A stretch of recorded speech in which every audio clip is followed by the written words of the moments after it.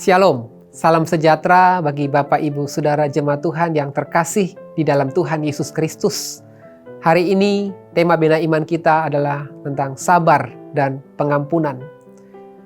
Sabar dan pengampunan adalah dua hal yang tidak bisa dipisahkan. Dan itu memang tertuang di dalam doa Bapa kami ketika Yesus mengajarkan doa Bapa kami kepada murid-muridnya.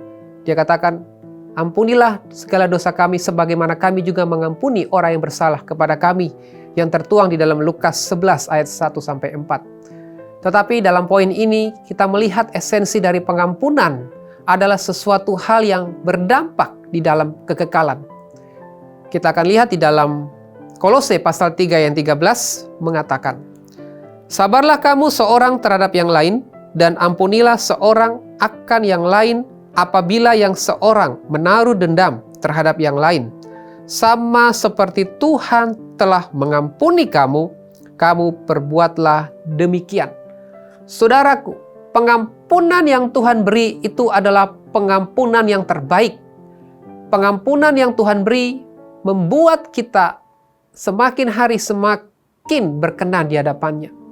Tetapi terkadang kita sulit untuk bisa mengampuni sesama. Apalagi orang itu adalah orang yang baik, orang yang dekat dengan kita. Tetapi di dalam perjalanan iman, justru dia mengkhianati kita atau menyakiti hati kita, sehingga secara manusia kita sulit untuk mengampuni. Setiap kita punya pengalaman pribadi di dalam hal pengampunan. Seperti apa yang saya alami beberapa tahun yang lalu untuk mengampuni. Tidak mudah untuk dilakukan, tapi mudah untuk dikatakan. Tapi Tuhan mengajarkan, ketika kita diizinkan melewati masa yang sulit, mungkin kita diizinkan mengalami kepahitan, mengalami sakit hati. Untuk melatih untuk kita bisa mengampuni orang lain adalah dengan sabar. Poin di dalam Kolose 3 ayat 13 diawali dengan kata sabar.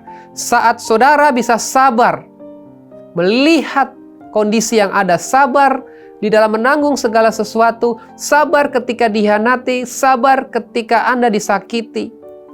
Ketika kita melatih kesabaran kita, maka saudara akan bisa mengampuni sesama. Saat saudara bisa mengampuni sesama, itu artinya saudara sedang menghargai penebusan Kristus di dalam kehidupan kita. Tidak mudah untuk mengampuni, tetapi itu perlu dilatih. Kalau kita tidak mengampuni sesama, maka Bapa di surga tidak akan mengampuni dosa-dosa kita. Itu tertulis di dalam Matius 6 ayat 14 yang mengatakan, karena jikalau kamu mengampuni kesalahan orang, Bapamu yang di surga akan mengampuni kamu juga.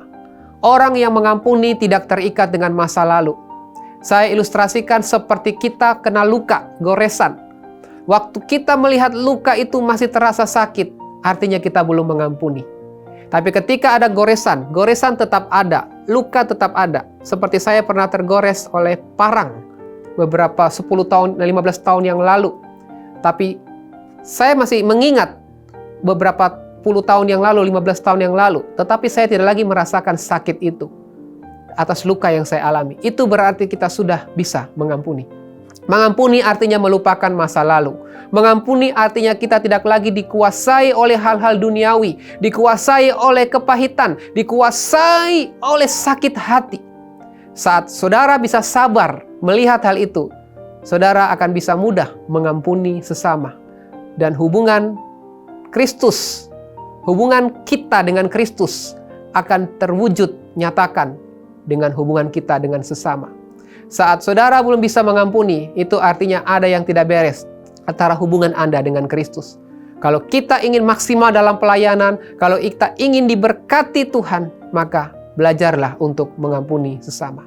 Ketika kita bisa mengampuni, maka Tuhan akan mengampuni segala dosa kita. Saat kita bisa mengampuni, itu artinya kita mendapatkan jalan anugerah, rahmat Tuhan akan dinyatakan lebih lagi di dalam kehidupan kita. Sehingga kita semakin hari semakin berkenan, semakin kudus, tak bercacat dan bercela di hadapan Tuhan. Tuhan Yesus memberkati kita semua.